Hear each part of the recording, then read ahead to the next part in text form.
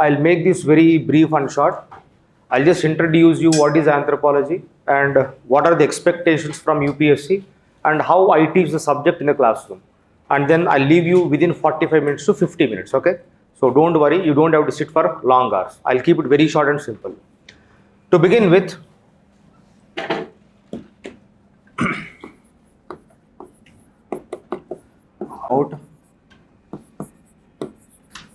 study of man in totality across time and space. Time and space. Now, if you decode the definition, when I say study of man, it means not men alone, it means human beings. In this definition, the word man is gender neutral. It means human beings. Then, what do you mean by totality? Studying all aspects of man. What could be possible all aspects of man? It could be socio-cultural. It could be biological. It could be linguistic. It could be archaeological. So, if I have to explain the definition of anthropology, it is all about mana gurinchi manam chadukotam. In one sentence, study of man, right, across time and space.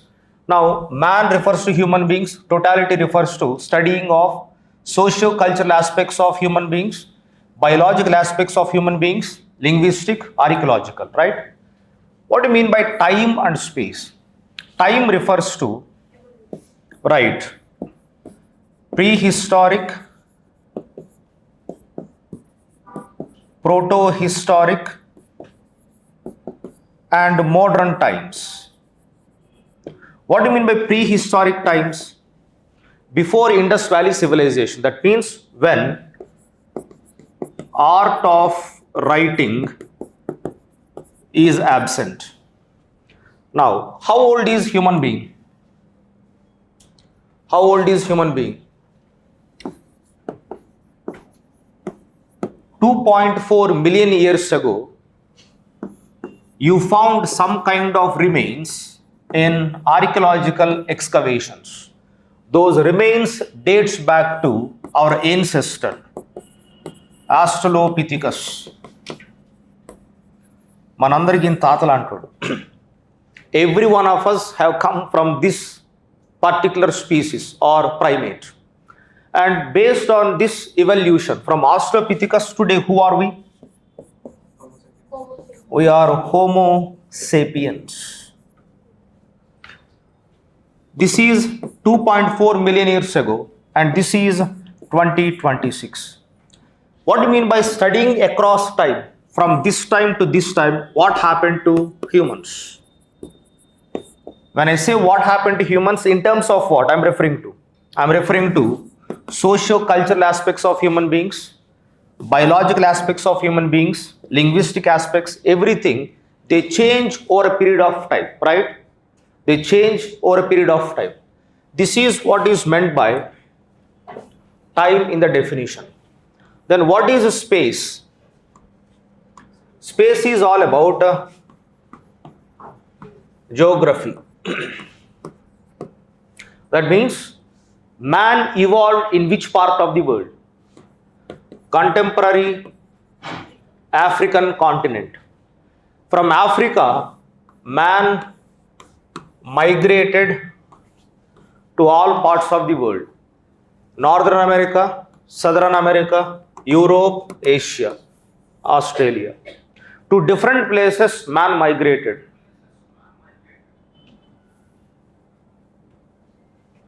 Man migrated. As a result, we are supposed to study what? Time dimension of human beings, space dimension of human beings. As a result, what do you get to know? Now, I'll just show you some glimpse of the space kind of dimension. How does humans look like in Africa?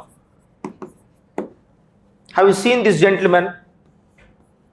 Though he doesn't belong to Africa anymore, but he is of Negroid origin. Usain Bolt. How does he look like? Strong, muscular. Oh God, I could see that joy in your face. In terms of color, very good, dark in color. Then, what kind of hair he got? Right, curled hair. Right. What about his nostrils? Very thin, narrow, or very broad and wide? His nose shape.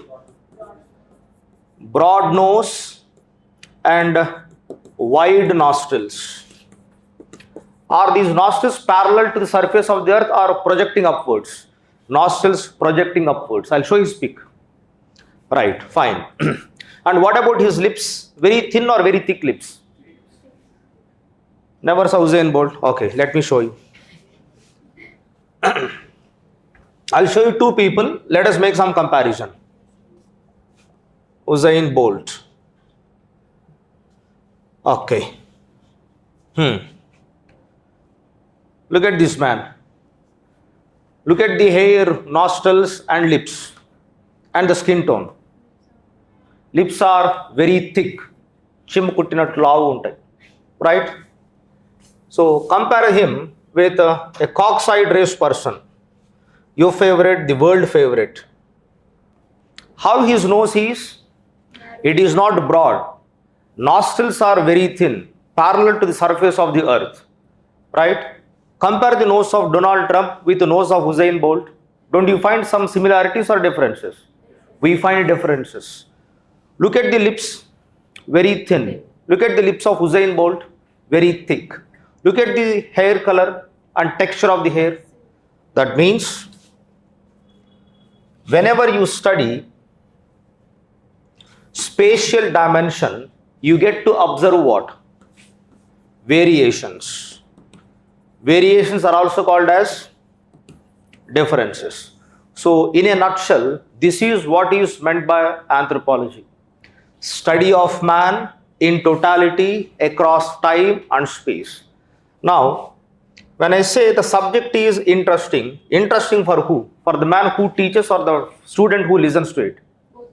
Both, right. How do you know this? Check the syllabus. Before that, I'll try to present some advantages of considering anthropology as your optional. First advantage is easy to understand.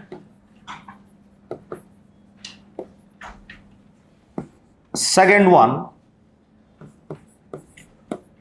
no prior background is required. What do you mean by no prior background is required? How many of you have the apprehension that anthropology means biology?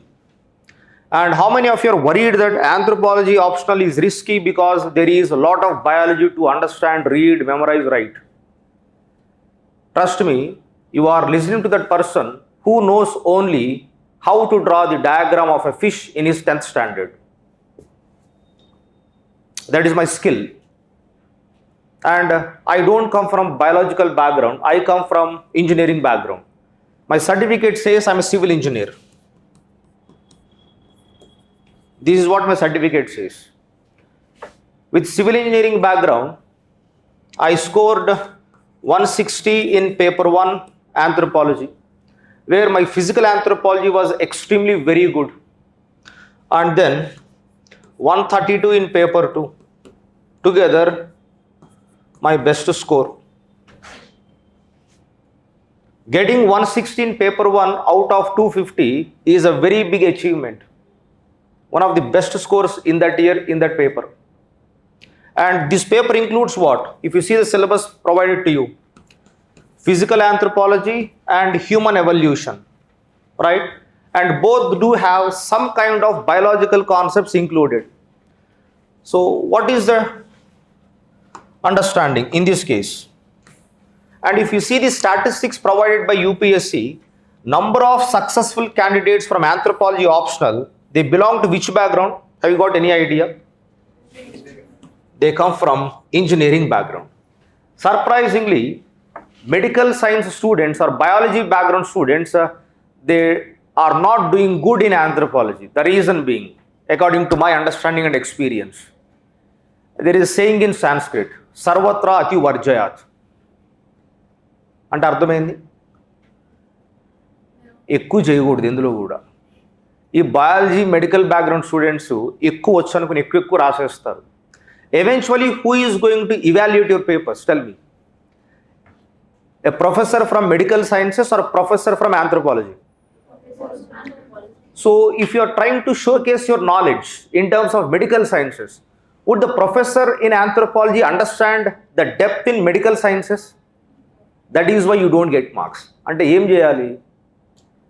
అతి చేయకూడదు, ఎంత కావాలో అంతే రాయాలి ఎగ్జామ్లో, and అంతవరకే చెప్తా క్లాస్లో కూడా.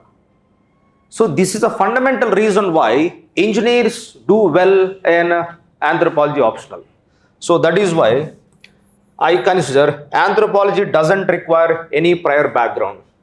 Again, if you want evidence, I am standing in front of you. I am evidence for the second point. Then concise and well-defined syllabus. Well-defined syllabus. Though syllabus appears to be 3-4 pages, trust me, every single word is detailed by UPSC itself. As a result, what happens? You don't have to read which is not given in the syllabus. Whatever syllabus lines are mentioned by UPSC, if you read and prepare those syllabus lines, that is good enough for you to crack the exam. Then, next advantage, predictability of questions. Now, as I said, this is not the greatness of faculty, but this is a greatness of the subject. Every year, we can predict 80% of paper. The 20% will be bouncers, like any other option subject. But we can manage those bouncer questions even with the knowledge gained in the classroom. Right. Next one. Fifth advantage, blend of. Subject is both blend of analytical and factual. What do you mean by this? You look at entire theories or socio-cultural part, it is very, very analytical. Your physical anthropology is more of factual and conceptual. This is where you get more marks, right? Then, in terms of anthropological theories, subject is very analytical. You get lot of scope to analyze things, connect the dots, etc. Then, last advantage, if you consider anthropology as optional, less current affairs. You don't have to prepare current affairs extensively. I mean, with due respect to other optionals, some options like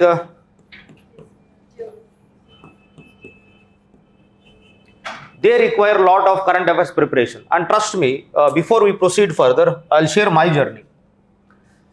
Initially, my options were public administration and geography. With these two, I got my first interview call. Then UPSC changed the pattern to one optional subject. I kept geography. Again, that is my second interview. Because I'm getting less scores in geography, I shifted to anthropology. That is my third interview. So I prepared 3 optional subjects in my career as student. Among all these 3 subjects, based on my experience, this is relatively easy because of these reasons, 6 reasons, right? Then last one, though I don't believe in this, it has got good relevance in essay paper and GS papers, like what? Society, social justice, etc. So if I were in your place, I don't consider this at all. The reason being, no, you might be hearing different versions regarding options, and most of your annas and akkas in hostels, they give you lot of knowledge, though they never qualified prelims in their life. But from my side, I believe this very strictly. The objective behind choosing optional subject should be to get 300 plus. If somebody says, you take Pali literature, questions are very simple, direct. You get 350. Without any doubt, I'll take this subject. Because I am not worried about how this is useful in my administration, how this is useful in my GS, etc. Why? Look at the probability. 2 papers, 350. How much it is? Can you get 175 in any GS paper? Is it feasible? Even 300. That means 2 papers, each paper you get 150. You name that GS paper where you can get 150. So focus should be on what? How to get maximum score in optional rather than looking at which optional gives me some leverage in general studies. The very thought process itself has got a flaw. And personally, I am against it. ఇది overlap అవుతుంది, అది ఎక్కువ అవుతుంది, ఇది తక్కువ అవుతుంది. In that case, if you focus purely on overlapping, my suggestion is go for public administration. Why? Lot of similarity with ethics paper. So the last criteria I disregard, but just for the just for the namesake, I just share with the student. Okay. So this is about the advantage of the subject. Now let us check the syllabus once. Open the syllabus sheets in your hands. UPSC has very carefully crafted the syllabus. Your paper 1 includes the 4 following parts. Right.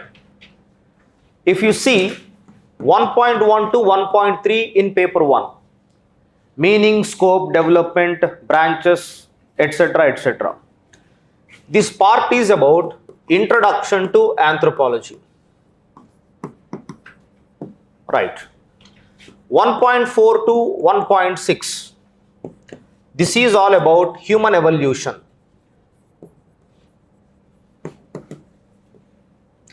1.7, that is a biological basis of life, is a fundamental basic concepts which will be used in the remaining physical anthropology part. 9.1 to 12, this is your physical anthropology.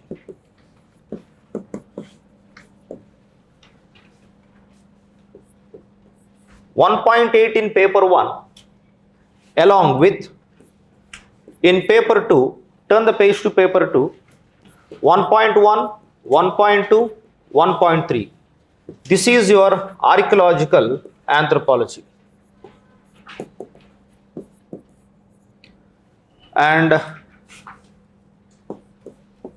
2.1 to 8 units. This is socio-cultural. So syllabus wise, paper 1 is very lengthy. Even during courses, classroom coaching also, we take a lot of time to finish off paper 1. Paper 1 takes 4 months of time. Paper 2 takes 1.5 months of time. Total 5.5 months, 5.5 months. So this is about how syllabus is bifurcated within paper 1. Now come to paper 2. What do you get to see in paper 2? Already 1.1, 1.2, 1.3 were part of what? Archaeological anthropology. So in paper 2, units 2, 3, 4 and 5 represent Indian anthropology. 6, 7, 8, 9 units represents tribal India.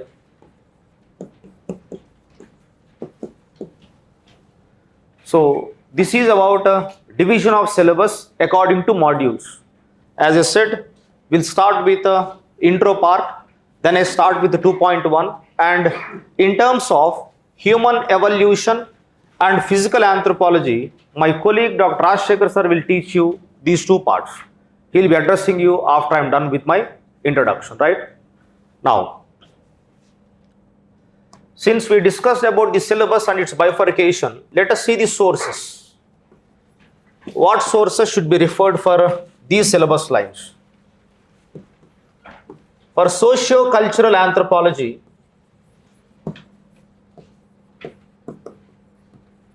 the best book in the world is Ember and Ember. If not for this, you can try Madan and Mazumdar.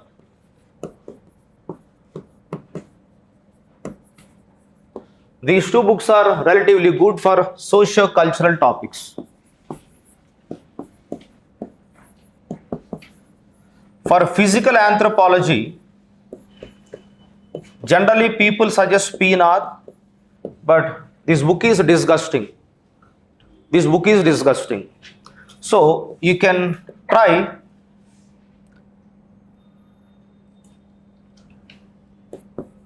Biological Anthropology by Craig Stanford. This is a well-written book on physical anthropology, which is having a different title called Biological Anthropology. Or you can use Sten and Roy for this. Anyways, then for archaeological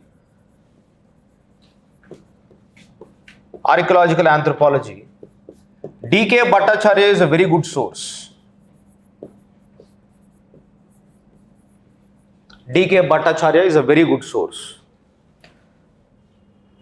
And then, in terms of paper one last source, anthropological thought or theories.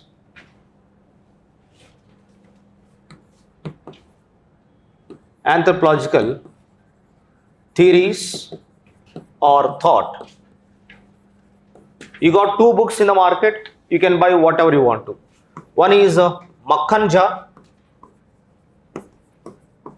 short and sweet. The other one is Upadhyaya and Pandey, relatively bulkier version. Okay, either of them you can pick for anthropological theories or thought. So this is the list of paper 1. 1, 2, 3, 4 books, right? Let us see about paper 2. For Indian anthropology, a book was written by Professor Nadeem Hasnain.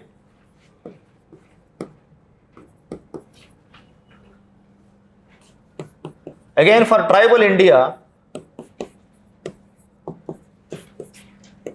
same book, Nadeem Hasnain. Not same book, same author, two different books. Okay, so this is all about the book list, the sources. Now, if you are a beginner and you want to start preparation on your own, better buy these books and then you can start your preparation. If you are attending coaching, you don't have to buy them. I'll take care of every little content that is required for this exam. Okay, right. Now, there is something called as Kerala State SCRTs. Like NCRTs, you got SCRTs. So there are two books, not 9th, 11th and 12th standard in Kerala SCRT books. These two are related to anthropology. If you want to get any basics in anthropology, start with these two books. They give you very good insights in a very simple, lucid manner. Okay. So this is all about sources. Now, what do you get if you enroll for anthropology classroom coaching in La Excellence? So I'll give you my pedagogy and then you can decide. First things first,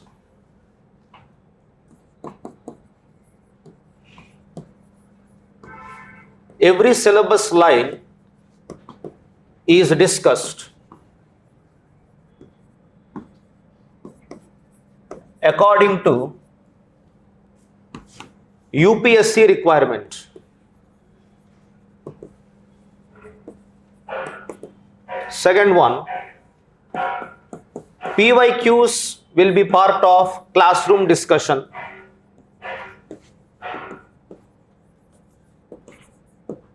Third one, answer writing will be part of classroom discussion. That means we try to focus on cultivating the habit of answer writing every day. I'll give a question. If you are interested, you can write it and submit to me. I'll evaluate in front of you. And that is how I share my feedback.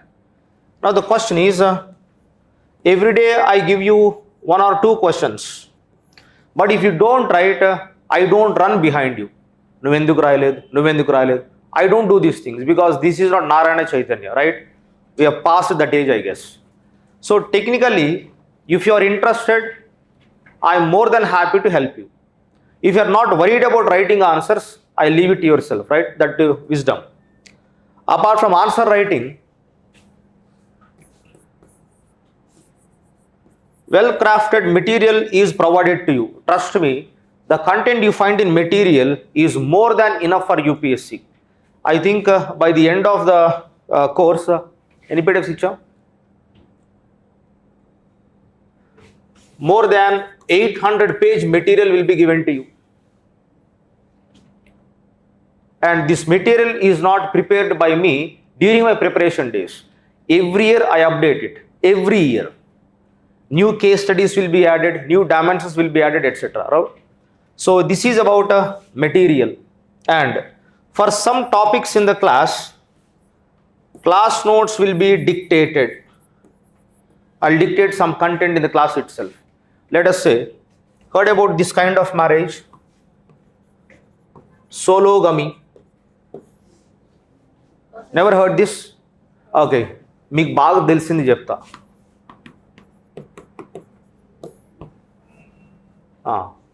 At least you might have heard about this. Have you been to Madhapur, high-tech city? Yes, what do you find? Co-living hostels. Very good. You find co-living hostels. So it has become a part and parcel of Hyderabad culture. So we'll try to explore anthropological dimensions in this process also. So for such topics, I'll dictate notes, right? So this is what you get. And very important thing, for first few days, maybe 1 week, classes will be from 2:30, will start tomorrow itself, maybe up to 4:30. This is for first 5 to 7 days. Thereafter, classes will be between 2:30 to 5 p.m. And then 5 to 6, I am available in my cabin. You can come and talk to me one-on-one. I can clear your doubts. I can check your answers, etc. So 1 hour of time is dedicated to students to provide one-on-one interaction.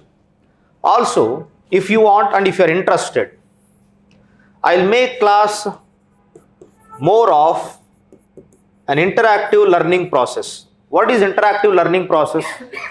It is like if I ask you a question, the way you are staring at me like right now, if you stare like that, class won't be interactive learning.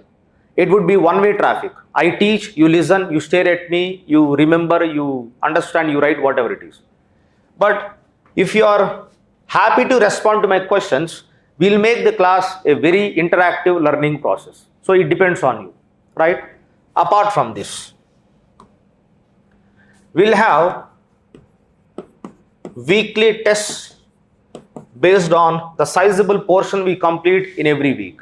Okay, so this is what I offer. And particularly before I wind up, I had this habit of teaching based on framework. This is my USP. This is how I teach this subject, and I believe that it will help you to understand every concept at a very basic level, right? So let us understand what is a framework approach. Open 2.3 in your syllabus. Did you find marriage chapter in paper 1? Right. So there is a topic called types of marriage. We can start this topic the way you want to, but As I said, I adopt framework based approach. Let us see what do you mean by framework approach. First one, I start with on the basis of a number of spouse. What do you mean by spouse? Spouse means either wife or husband, right? I divide types of marriages based on number of spouse into monogamy and polygamy. Monogamy means what? One spouse at a time. Polygamy means what? More than one spouse at a time. It could be wife or husband. Again, monogamy is divided into strict monogamy and serial monogamy. Again, I give you examples for each one. Now, polygamy is further divided into polygyny, polyandry, polygynandry. This is also called as group marriage. What is polyandry? A woman having more than one husband at a time. Polygyny, a husband having more than one wife at a time. Again, polygyny is further divided into sororal polygyny, non-sororal polygyny. What is sororal polygyny? A man marrying sisters. A man marrying sisters. Three sisters are married to one single person. That is called sororal polygyny. A man marrying more than one woman who are not sisters, non-sororal. Likewise, polyandry is divided into fraternal polyandry and non-fraternal polyandry. What is fraternal polyandry? A woman marrying brothers. Give an example from mythology.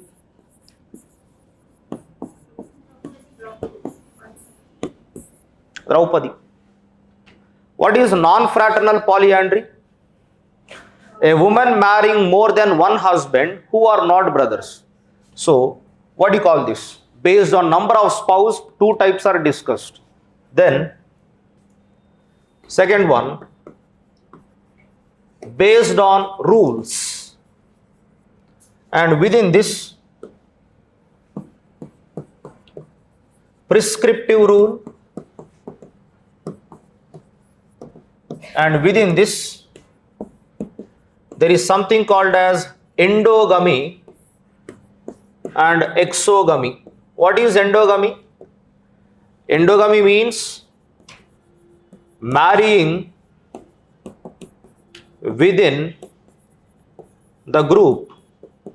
Endo means within, gamy means marriage, marrying within.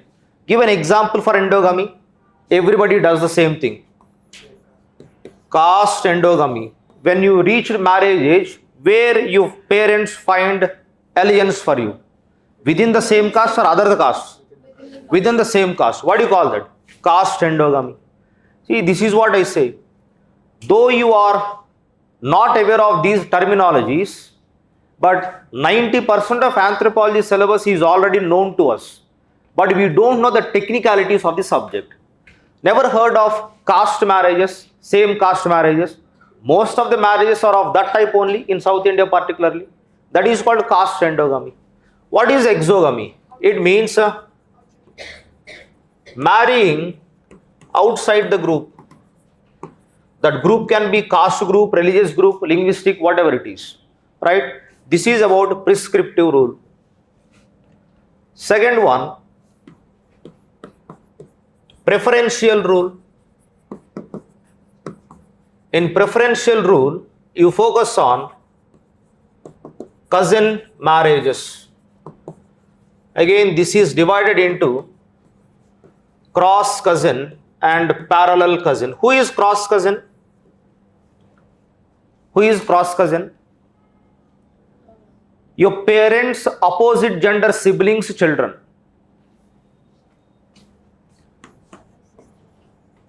parents, opposite gender, siblings, children. Imagine your father. Who is your father's opposite gender sibling? Your father's sister. Right? Children of your father's sister is who? Children of your father's sister becomes your cross cousin. Yes or no? తెలుగులో మీకు బాగా ఇష్టమైన పదాలు ఇవి.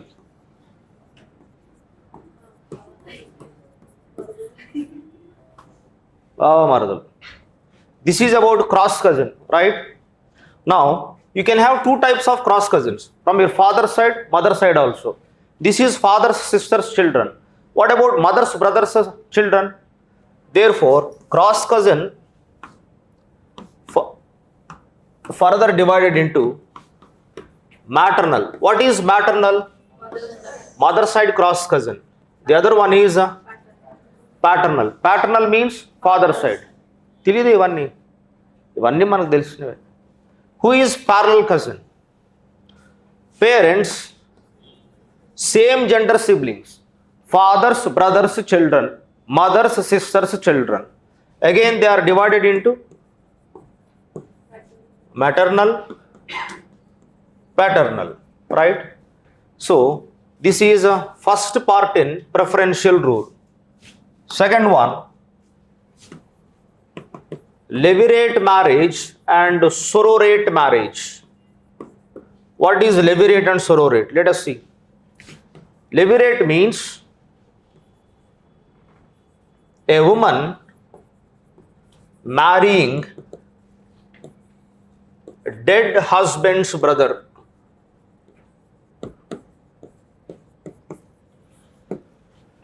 A woman marrying her dead husband's brother is called levirate marriage. Sororate means a man marrying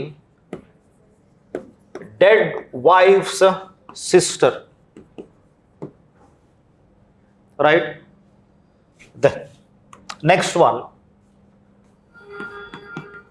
hypergamy and hypogamy. Hypergamy means what? Marrying up. What do you mean by marrying up? Lower caste person marrying upper caste person is called hypergamy. That is why you use the word marrying up. Hypogamy means marrying down. An upper caste person marrying lower caste person is called hypogamy. These are referred as anuloma, pratiloma, vivaha. Right? So these are part of what? Preferential rule. How many rules we have studied so far?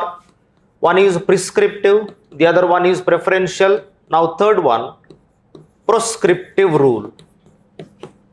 What is prescriptive rule? It is nothing but incest taboo. What is incest? Incest means intercourse or sexual relation between close relatives. Taboo means restricted or banned. Now, what is the meaning of incest taboo? Intercourse or sexual relations between close relatives is banned. That is called incest taboo. And regarding incest taboo, in the syllabus we got 5 theories. First theory is childhood familiarity theory, given by Edward Westermark. Family disruption theory, you don't find it in the syllabus, given by Malinowski. This is given by Westermark. Next, family cooperation theory, given by E.B. Tyler, Leslie White, and Levi-Strauss, 3 scholars. And then psychoanalytic theory given by Sigmund Freud.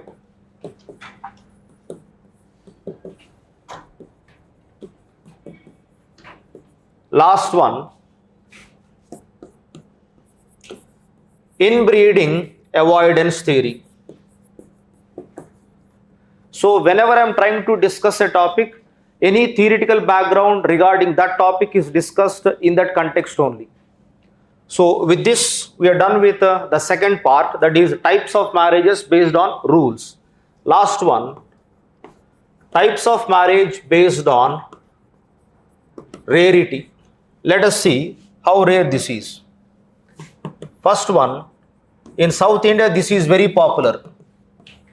Uncle niece marriage. How many of you heard about this? Menmama menkodal pelli. Telsa telida manaki. So what did I say? 90% of anthropology manaku telusu already. Second, man-animal marriage. This is not a real marriage. So don't think about different things. Don't use your perverted minds. It is just, I think you are aware of this. Let me explain this. How many girls understand the concept of Manglik? Okay. Kujadosham. Kujadosham. Never heard about it? Okay. So if a girl is a Manglik, or if a girl is having Kujadosham in her astrology, whatever it is, how she is handled during her marriage time?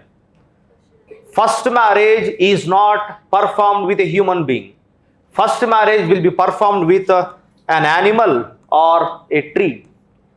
Then second marriage is performed with human being. If you want evidence, I can give evidence. Heard about this woman, Aishwarya Rai. She is a Manglik. Initially, she is married to a neem tree. Then she is married to Abhishek Bachchan. Right? So that is about based on rarity, marriage based on rarity. Then third one, same-sex marriage. That means LGBT. Then ghost marriage. Then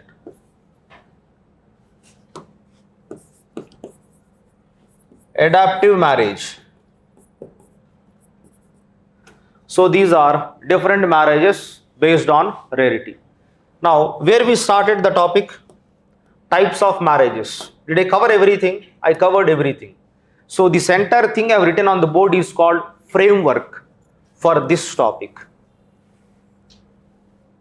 And what is the advantage of this framework based teaching? Before you write your mains exam, how much time you got to revise all those notes?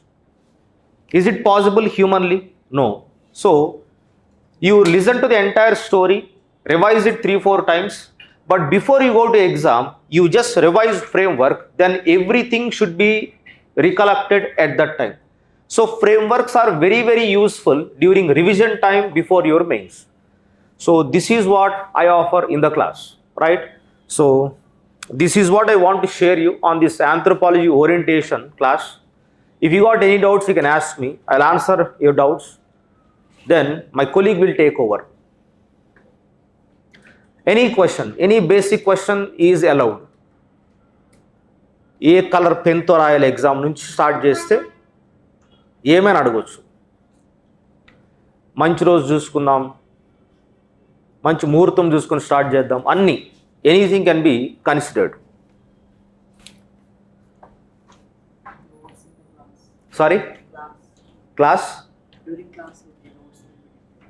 during class, whether notes will be dictated or not. What do you want?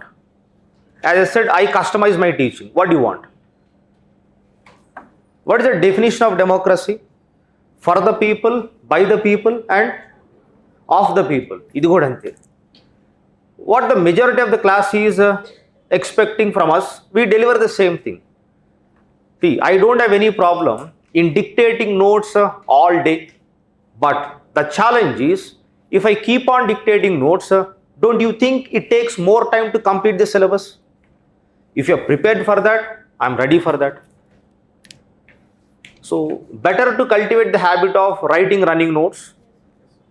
Wherever it is possible, I'll dictate notes, and then anyways a very wide material is given and you find more than required content in that material. If you want, you can check. One on handouts on here. You can ask Uma after the class. He'll give you a couple of handouts. You can check them. Okay. Anything else? Regarding content, don't worry. I'll give you more than required. I'll give you more than required. And I'm known for what? Not for wrapping up things. Actually, me and my colleague, we are known for teaching more than required.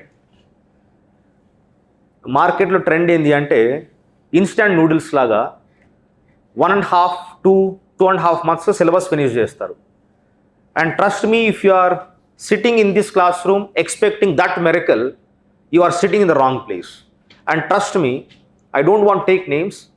ఈ instant నూడిల్స్కి వెళ్ళిన వాళ్ళందరూ after 1 year again they come to me and my colleague Rajasekhar sir. Why? అక్కడ fees కట్టాం, ఏం అర్థం కాలేదు, mentorship కావాలి. And mentorship we charge 25,000. What is better? అక్కడ ఒక 25 కట్టి తక్కువ ఫీజు అని, మళ్ళీ మెంటర్షిప్కి నా దగ్గర ఇంకో 25 కట్టి 50. Which is wiser? You take the call. Definitely we will take time because I have to build concepts right from the basics. How much time I spent in defining what is anthropology? I think some 15 to 20 minutes. That is how I build concepts. And whenever I speak something, write something on the board, every single word is explained in the class. And those who attended my economy class, you know my teaching style. I teach very diligently right from basics. Without teaching basics, I don't discuss advanced concepts. And that is not my teaching style. So definitely it will take time. And though we are not allowed to share this, నేను కొంచెం risk తీసుకొని share చేస్తా. Trust me, if we finish off the syllabus in 3 months or we teach for 6 months, we get the same price, we get the same salary from the management. So what should be ideal thing for us? Teaching it very fast, taking our money, going to Goa. But we don't do that. We don't do that. The moment you pay fees in this institution, we are accountable for every single rupee you are paying as fees. Because we know once we were like you and then we became like this. We understand the blood and sweat behind every single rupee your parents sent to you. And I take that responsibility. In every class, I try to give my best so that you don't find it difficult while you write the same question in the exam. And from my side, that is my assurance. So, we'll take time, but we'll discuss very elaborately in the class. And trust me, I'll make the discussion more interesting by giving you live examples from everyday life. Anything else?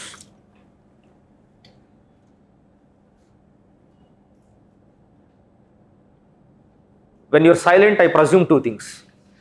Either you did not understand anything or you understood very well. What should be the presumption? Okay, so still if you got any doubt, I'm available around 5:30. You can talk to me. And every day I'm available between 10:30 to 11 and 5 to 5:30. Once we start your classes, after class you can come and meet me, okay? So from tomorrow we'll start classes. I think Karthik sir has made an announcement.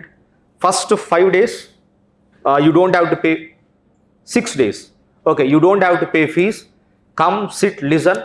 If you are liking the subject, the way of teaching, the content, notes, everything, you can join by paying the fees, okay? So that's it from my side. Now, I'll invite my colleague Dr. Rajshekhar sir, and then he will address you regarding physical anthropology and human evolution. Okay? Right. So good afternoon everyone. Good afternoon, sir. So myself Dr. K. Rajshekhar, as sir just talked about, and I see some of you. You attended terminology classes, right? And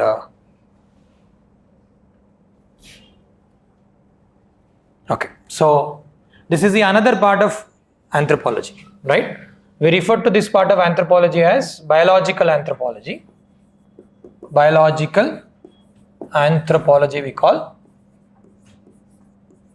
Those who have looked into the syllabus and you see this as part of the paper 1. Okay, in a way this is the 50% of your paper 1 in the anthropology.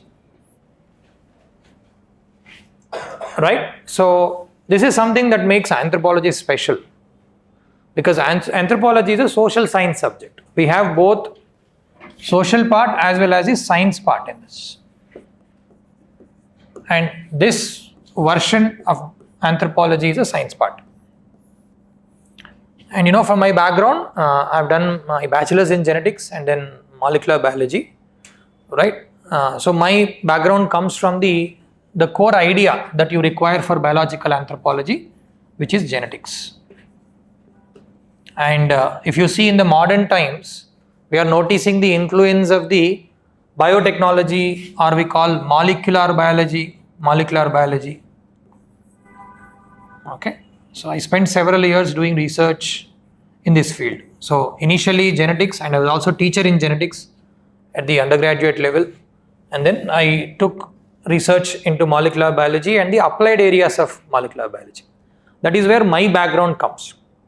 To tell you briefly the reason why actually I got into anthropological teaching, initially when I came to Hyderabad, this was in 2017, when I finished my PhD in Canada and came back to Hyderabad, I wanted to settle in Hyderabad. I was planning to do teaching, and UPSC teaching what I was looking at.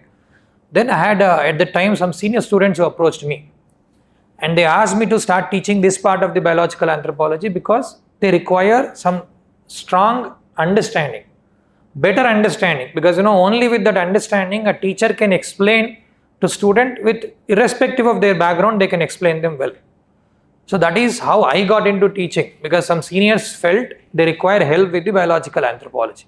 Then I started looking into the biological anthropology. Since then I have been teaching this part of the anthropology. Let me first tell you what is there in this part of the anthropology, because sometimes students are worried about biological anthropology part, especially those without science background in it, right? So how difficult it is, how complex it is, and can this complexity be a problem for you choosing anthropology? Because this clarity is very important, guys. If you choose any optional for that matter, there are certain challenges that you go through. Some optionals, they say it's a very vast, you have to deal with the syllabus, there's so much to read. And some optionals, they say, there is so much of current dimensions with respect to it. Every optional got its own set of problems. Some optionals, they say, matches so much with the GS subject. Some optionals have somewhat, match or overlap with the GS subject. On what basis you choose, right? So every optional has its own set of limitations that we have to overcome. I don't think there is any optional where you feel like I don't have to do much, I don't have to read much, I don't have to read current affairs. You don't find all that convenience in optionals. There is a problem here as well, because although anthropology is where it is doable, limited syllabus, repeated nature of the questions, lot of the PYQs, the themes around them repeat in the exam. So we know what to expect in the exam. We have less surprises in the exam. Couple of times we also see some new dimensions in the exam, but rare. And current dimension part is also limited to few areas, because you are talking about studying about the historical aspects of humans, right? Some aspects like technological aspects in the biological anthropology part, where there is also scope of some current dimensions, but very limited. So what about complexity part? Is this part of the anthropology complex? Okay, as I said, this terminology sometimes, or some of the concepts like technological part, some of the techniques that are generally used here, no doubt are somewhat complex. Okay, and for non-science students, they may look like I've never heard, I don't know. But think about it, any GS subject you attend, it could be economy, or it could be polity, it could be governance, it could be geography. We might have studied only, in your high school level. For science students, these things are new. For students who have come from commerce also, these things are new. So there are many new subjects you are studying, because that is what UPSC expects us. This is also similar to that. Okay, that is where the role of teacher comes. My expertise in this field is actually to simplify things. Because I strongly believe as a teacher, if I can't simplify things and bring it to the level of a student, and as a teacher, my role is not done. This is what I strongly believe in. Okay, and always work towards simplifying things. Okay, so having that kind of understanding in the biological anthropology part, being able to simplify them and being able to give you right understanding using which you can answer the questions confidently is what I can promise from my side. Okay, so yes, there is some amount of complexity here, but that is only 50% of the paper. Within them, some of them are what you study in the NCERT's level, and some of them I teach you in science and technology classes itself. Biotechnology we have, basics of genetics, basics of DNA. Couple of those units are covered in your science and technology classes by me. And then on top of that, we are going to talk about this in anthropology. It becomes like a revision to you, some of those angles. Remaining things are more anthropology oriented, which we don't discuss in the science and technology part. Okay, so next thing, let's see if this part is interesting, if this part is relevant to life, or this part is only relevant to the books. I mean, nowhere we need this, nowhere this knowledge is useful, nowhere this knowledge is useful in dealing with people in your life in future. Is that the thing? Let's have a look at it. So what do we study, or what comes under this part of the anthropology? What do we study in the biological anthropology part? So here, if you look into some of the themes in the syllabus, okay, syllabus wise, part of the 1.4 to 1.6, this deals with the human evolution part. This deals with the human evolution part. In paper 1, the first few units from 1.4 to 1.6, this explains us about the human evolution. Right? Right. So what is human evolution? How humans have reached this point? Because if you look into the evolution initially explained by Charles Darwin, we see that humans have come from mammals, right? Those actually raise children by milking or by supporting them in terms of the nutrition process, to we call primates. Primates are basically where we place monkeys, apes, etc. Right? And we realize that whenever we go to a zoo, for example, if you happen to see a chimpanzee or gorilla, somewhere we feel like it is behaving like us. Right? Some amount of the similarity that we can notice. I remember first time when I saw them, the way they eat banana. Other monkey or chimpanzee, the way it eats is very much reminds us about how we behave, or the way they take care of their babies. It looks very similar to us. So what scientists are doing here, they are able to study them to understand about how humans have come about. We talk about human journey here. We talk about how evolution generally happens in one of the units. In another unit, we study primates. Right? In anthropology, because anthropology is about study of humans. Why do we study about primates? Because these provide a missing link. Because today what we see is modern humans. We refer to them as modern humans. If you go back in time, we had many ancestors of humans were there. Have you heard about any terms? You have heard about Neanderthals, Neanderthal man, heard about Australopithecines. These are all our ancestors. They no more exist. Right? So today we don't have living examples of them. What we have here are primates. We still have apes living around the world. Right? And they have a lot of similarities to humans. They form the bridge between the other categories of animals and humans. So studying this will give us a live picture of what we have come from. And interestingly here, we study different aspects. We study about how they look, their appearance. Have you ever observed, if you look into our feet, our hands and our feet, we actually have hands very similar with chimpanzees and gorillas. Okay, we share our hand in terms of anatomical features very similar to them. Their feet also look like this. So there is a similarity and there is a difference. What is the difference here? We have our feet being different, but their feet look still like this. Why? Because they live on the trees. They actually require the fingers that can help hold things better. So we see similarity as well as a difference with respect to that. So this teaches us about how humans have come. Any idea? Because in history also you study that humans have developed tools, complex tools. Some anthropologists have gone to national parks where these actually naturally survived there. They lived with them and collected information about them to show us tool culture has started in apes. They use tools. They use tools actually to pick ants, okay, and eat them. Yes, so they pick up termites, they pick up ants, okay, by holding a stick and putting it through that kind of a hole and getting those ants out and eat them. So idea of tool culture has begun from the apes itself. We study this version of the human evolution. What made us, like these people today? What influenced us to come about here? Because in socio-cultural anthropology, you study about evolution of society and culture, family systems, how they evolved. Here, we study the same thing in biological terms, how we evolved to be like this. Okay, right? And after discussing these ideas, we actually have a theme that talks about human genetics. Here, you study about the software that runs our body. What is the software of humans? Like many other creatures, DNA, right? Our software is our DNA.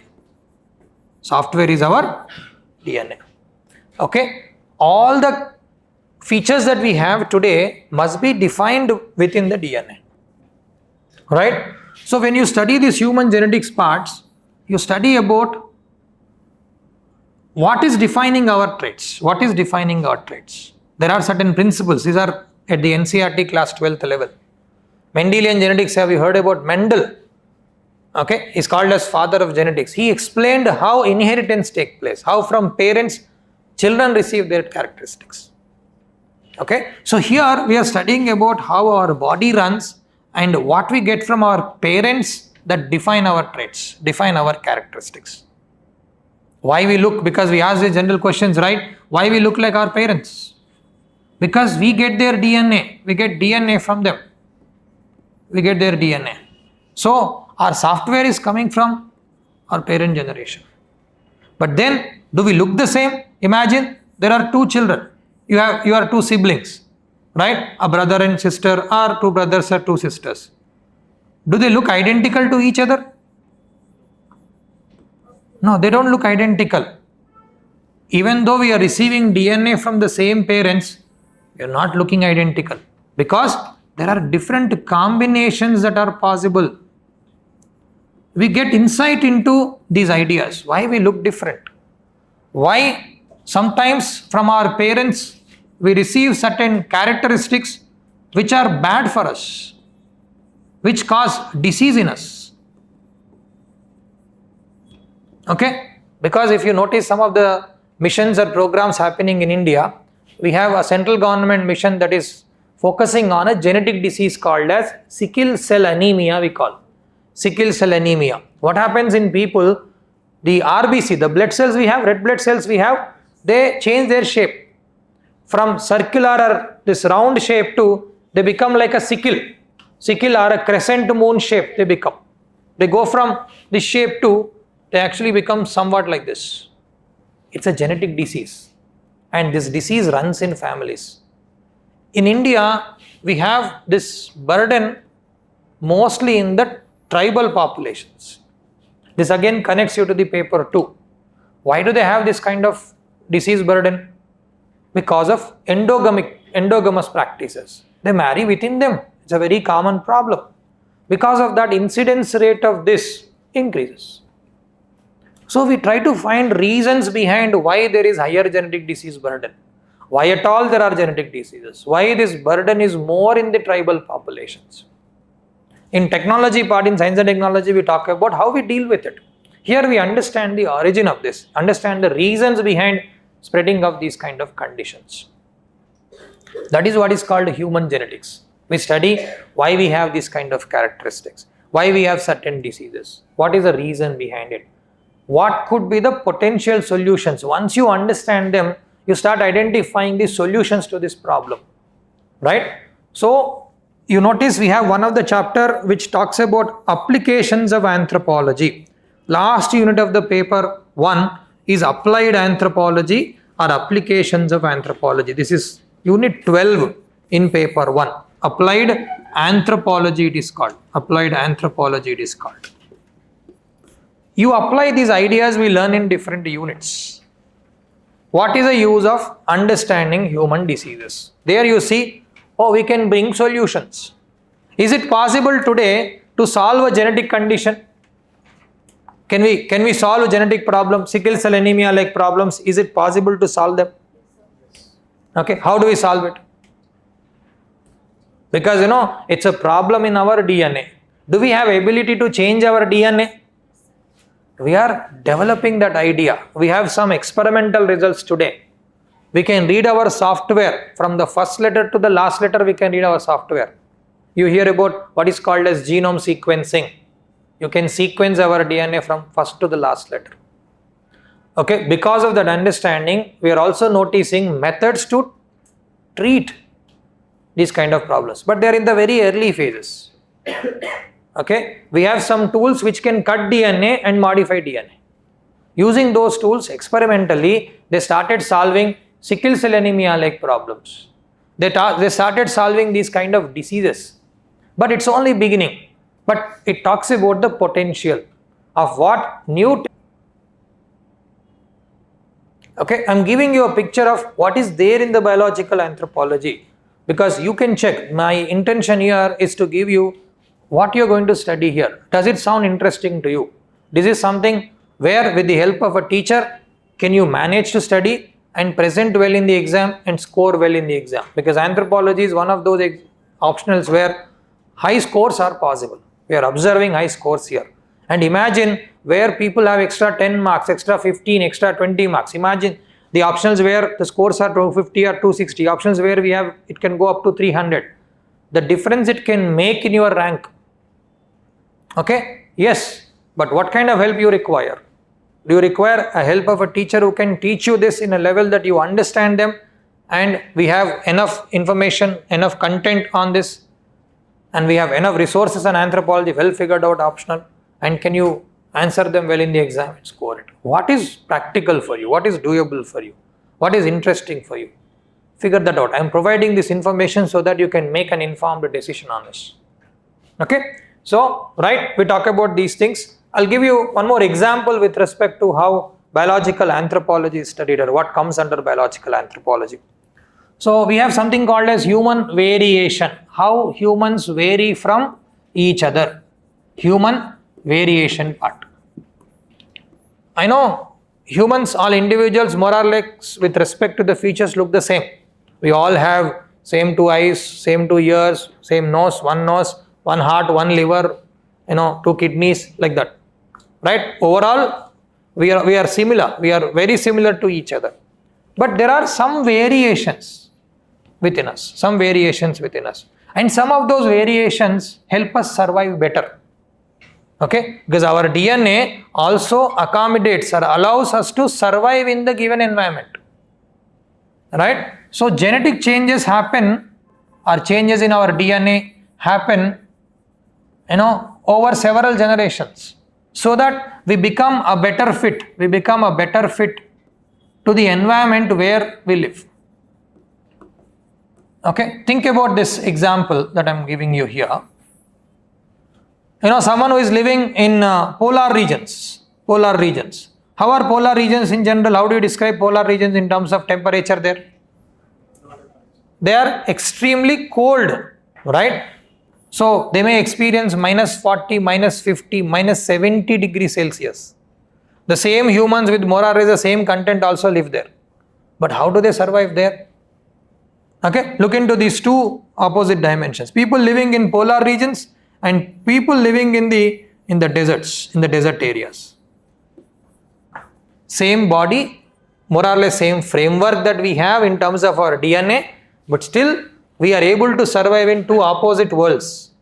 People living in the polar regions, how do they look? Their overall body shape, how do they look? Eskimos, you know about Eskimos, right? You heard about Eskimos? People living in igloos. overall body structure, if you think about, how do they look? They're short and compact. They have short body type with compact bodies. Why they have this kind of body type? Because they are able to hold heat well. They are able to hold heat well. Right? Their body figured out how to hold heat so that the body temperature can be optimally maintained. They can survive better because of these biological changes. Think about the opposite scenario in the desert areas. People look thin and long. Their bodies are thin and long. Why? Their body can interact with the environment better and keep releasing the heat. Less body, less heat to hold inside. They don't have compact bodies. They have more thin body types. And there is more exposed part on the body. They can lose heat better. So, two opposite scenarios we find. This is because of the biological variations we create. And who is driving these variations? Our environment. So, you study about how humans adapt to very different environments and what makes it possible. So, these are the kind of things that we study in the biological anthropology part. When you come to the application I was mentioning about, there also we'll discuss the utility of understanding human body. Right? We study, archaeologists for example and other biological anthropologists study specific features of human body. Imagine the knowledge of this helps in understanding about the human fossils. If someone found a fossil, right, they can look at it and say, oh, it's a female skull, it's a male skull. Okay, it's probably a small boy's femur, that is a bone, leg bone. Okay, digits. They look into the teeth and say, oh, this boy probably 8 years old, 9 years old. They look into the body and can suggest what age could that be, what they are looking at, what origin. Are they Africans? Are they Americans? Are they Asians? So this understanding of the human body tells them. You probably see them in programs related to detective programs, etc., fiction movies, if you notice, with respect to dealing with crimes, etc. You see this application, this knowledge is very helpful. We can identify those differences.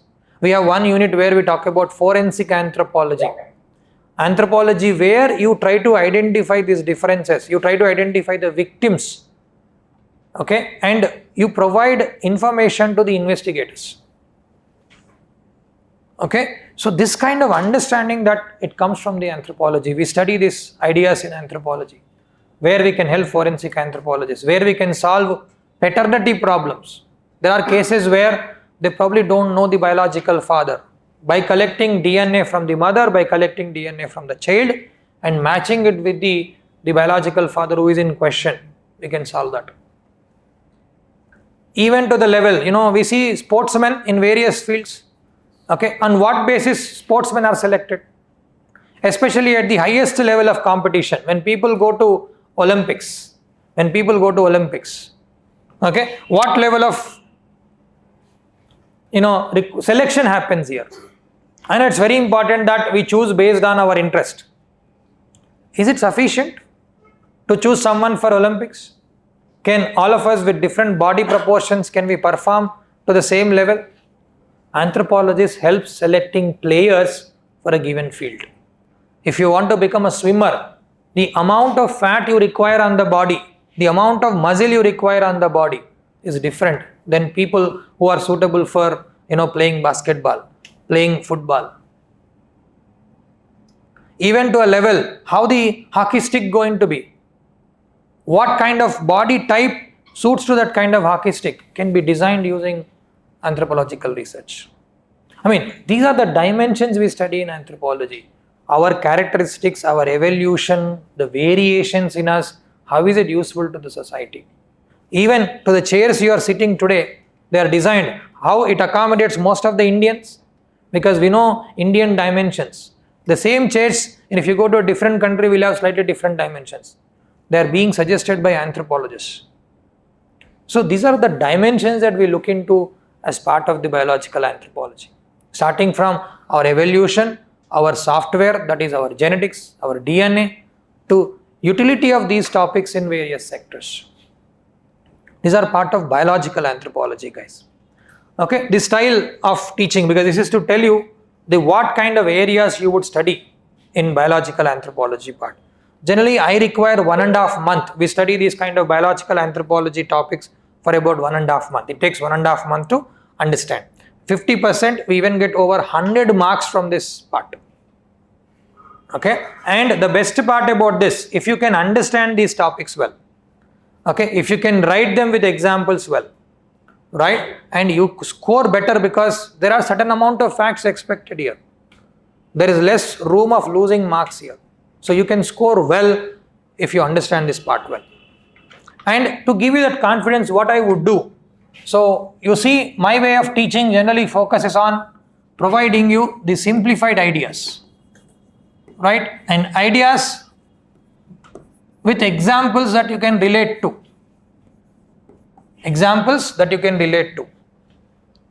And I prefer asking you question and bringing answer from you, and then wherever you feel like, no, I can't explain this, adding information there. The goal here is to create that curiosity in you. The goal here is to help you predict the answer, so that you know what happens, you get interested in the topic, so that you build that skill of thinking. And I believe this is the most important skill for cracking this exam. Forget about the anthropology optional. If you have a skill of thinking, figuring out the answer, or even predicting it. You talk to many people who are clearing prelims. They don't clear prelims because they know everything given in the exam. They are able to predict. They built enough understanding to predict it, right? That prediction requires a skill, and developing that skill is important. I remember Sudhi sir was telling you whether you like the dictation of the notes or thorough explanation of the part. What happens when we actually go mostly with the dictation part? Dictation has its own benefits. When you are writing something, you tend to have that kind of recollective idea. But this dictation also forces you into a passive mode. Many times you feel like maybe you're sleepy, I'll write down whatever sir is saying.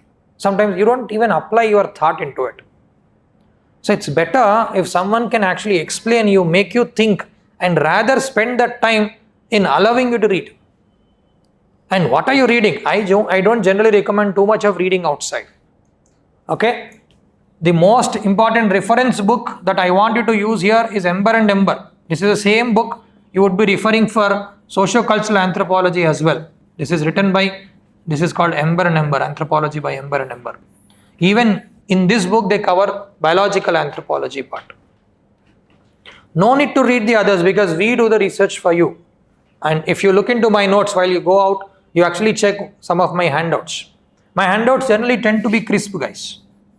Because over now close to 9 to 10 years, I realized that although initially when you are receiving information from institute, it feels good because it's bulky. You like to receive that information because you feel like you got so much from the institute.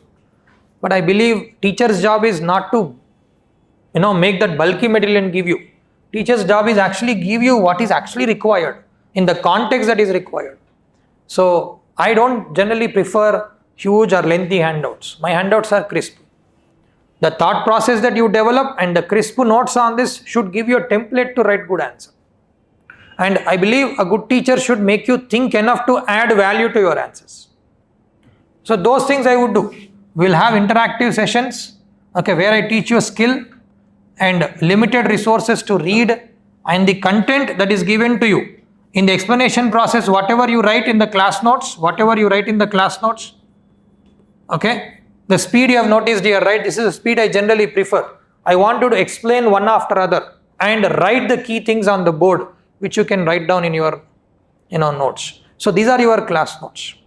On top of that, for every unit there will be a handout. Every unit there will be handout given. Crisp handout is given. And you can look into the sample of those crisp handouts. They are PYQ oriented. These handouts are actually written keeping in mind the previous year's questions. The concept, the syllabus put into, match PYQs. So what do you require? When you understand the topic, when you read the content, when you can match PYQs to it, this is what you require at the end of the day. By the end of our program, you should become independent enough. That is what my goal. I understand, I have material with me that I can understand, it is matching to the PYQs. When you go to that level, it's all about you revising them, recollecting them and writing. And we also give enough freedom to students here. Because I've seen initially when we were putting exams every week or so, students were not ready, they were not showing interest in writing it. We have given them enough flexibility. Even after the course, they bring answers to us. Okay, eventually, if you can pick up this information, write answers, rectify your answer writing style. Okay, when you do so, you will gain that confidence to do well in the exam. This will be helped in a personalized manner. Okay, as sir was saying, whatever is beneficial to you, whether you want to have bulk tests at once, whether you want to write few answers and get it corrected, but every day on a regular basis, whichever option you choose, this is what I suggest you, is every day read what teacher has taught and before leaving from the class, get those doubts clarified. Okay, and then read them and come back to a teacher when you feel comfortable, start writing answers. Develop that habit of writing answers. This I would recommend from GS to optional. Everyday basis, if you can write 1 or 2 answers on the topics that were discussed and look at the way you start thinking. It's not just about getting good scores. It is even understanding the topics well. Because those who are able to think in the manner of writing answers, the way they listen to class also change. So given that you are in the early phases of your preparation, I would highly recommend you to start focusing on the answer writing as well. Okay, so from my side, this is what you can expect, right? The clarity on the subject, class notes explaining things to the micro topic level, and then giving you crisp handouts that you can read, and PYQ analysis on each topic. Generally, I do before and after class, I would show them PYQs and ask them, are you comfortable to answer these? And given the exam nature here is lot of repetition is there, we are able to handle that aspect. Okay, does it sound interesting to you, the biological anthropology part? Okay, what I said from my side, I can actually simplify this and give you to a level where you feel like we can write, we can do well.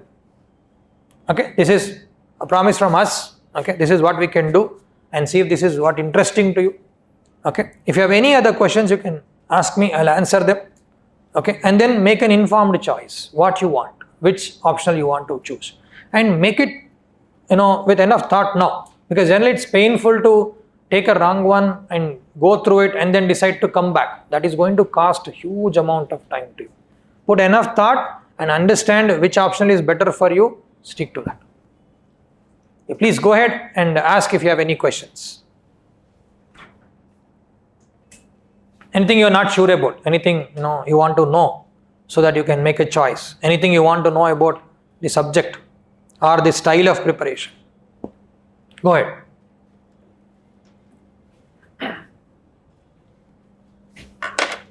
So for biological anthropology, what basics should we read?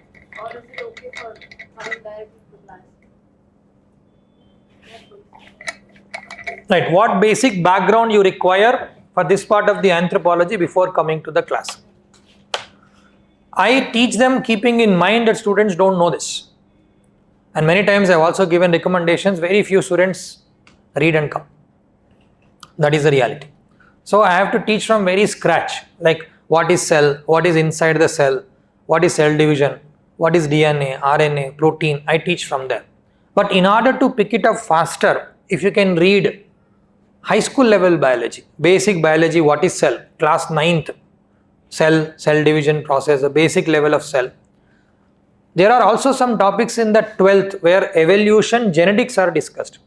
I don't recommend them to read because they're too complex. Reading from those books actually confuses them more because we don't need the depth for the exam nor even for the optional. Okay, so science and technology, we have given you one of the booklet where biotechnology is described. There crisp cell, DNA, RNA like basics are written. If you can read to that level and high school level, 9th class level, cell process basically, good enough to come to the class. Anything else? You look very silent. Have you eaten you so much? This is the time of the hour where you feel like you're tired. You're getting used to sitting in the classes. It's something you have to learn. No? Imagine on the exam days when you write your mains, you are sitting for 6 hours and writing exams. 3 plus 3, 6 hours, your brain is burning every moment. Okay, and your hand is not listening to you, it's actually writing without even speaking to you. Okay, these days must happen, right? This is a practice for that. And please ask questions. Okay, any class, irrespective of optional or other classes, think how to ask questions, how to frame questions. That is the best way of learning. And don't judge. Always, people are worried about how people think about you. Don't think about today. Think about in future if you remain like this. Would it be nice? It's better we should learn to ask questions.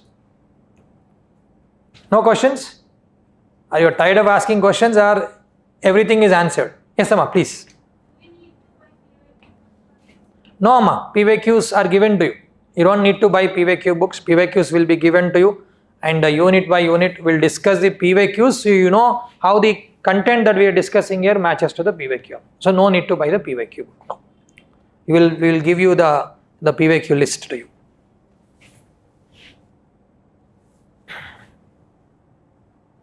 I'm not visible in the video.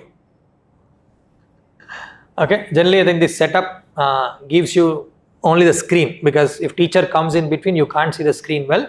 So this system actually gives you not the video of the person but rather the screen. That is how it is designed. Case studies on paper 2, I think you asked to sir, right? Case studies on paper 2 important? Yes, irrespective of paper 1 or paper 2, any key concept you are explaining, case studies are very, very handy. They explain the concept better. So yes, case studies are important. Sociology and anthropology in terms of exam point of view, like scoring, technical, current affairs. Yes, so you think about sociology is a social subject, right? So where more theoretical approach is required. Society, etc. you study in much deeper way. Anthropology combines social and science part together. So there is, compared to the society, compared to the sociology part, we have less social aspects here. There is more science aspect combined to that. So approach is slightly different. The amount of thinkers that you talk about in anthropology is less compared to the sociology. Scoring wise, depending on what kind of a person you are, if you can explain those theories well, if you can relate to those theory concepts well, choose them. Otherwise, both subjects are generally preferred by students who are able to get ranks. Okay, look into, this is my suggestion to you guys. Look into last 2 years of the question papers. 2025, 2024 question papers you see, okay, and see if you can actually handle those kind of topics. Syllabus plus last 2 years of question papers will guide you better. Okay, is it good to prepare accordingly PYQs for a new beginner like me, or do I have to prepare chapter wise all topics? Good question. I mean, let's say you want to come to Hyderabad and live in Hyderabad. So you have two options. One, without knowing much about Hyderabad, know only few important places in Hyderabad and manage with them. That actually saves a lot of time. But the problem here, you will never get to know about Hyderabad well, or any city for that matter. First thing I asked you to do there is read the whole map of Hyderabad, look at the map, and then choose places. PYQs are like those important places. You have to have good understanding of the syllabus to the micro topic level, and then attach it to that PYQs. So I wouldn't recommend only reading PYQs, guys. PYQs fitting into the syllabus. Put more emphasis on the PYQ related topics, but syllabus must be known. All dimensions about that must be understood, because exam does challenges differently in different years. So it's better you understand the syllabus, you understand the micro topics well, and focus more on the PYQs. PYQ should be your guiding factor. Okay, but only merely looking at the PYQs and working on them are not a good idea. And majority is covered under the PYQ, so that is anyway dealt with. So don't worry. Yes, anything else? Okay, good. That is what from me. And on the way, going out, you can actually check the handouts that is given and how they are. And feel free to ask us any questions. I'll be outside. If you have anything that you want to ask, anything you don't want to probably ask here, cannot ask here, I'll be available to you. Come and talk to us. And on everyday basis, teachers will be available to clarify your doubts. Know that aspect. Thank you. Okay. And I wish you all the best. Study well and focus on the requirements of the exam. Choose the optional that you think works very well for you. We are here to help you in that dimension. Thank you again.